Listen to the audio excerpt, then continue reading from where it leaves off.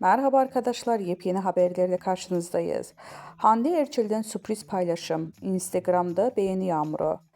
İş insanı sevgilisi Hakan Sabancı ile ayrıldığı magazin gündeminden düşmeyen oyuncu Hande Erçel'in yeni Instagram paylaşımı kısa sürede çok sayıda yorum ve beğeni geldi.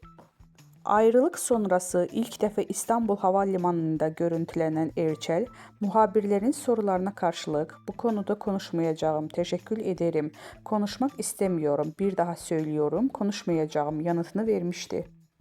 Sosyal medya paylaşımlarıyla adından söz ettiren Hande Erçel, davetli olarak katıldığı Milano Moda Haftası basının ilgi odağı olmuştu.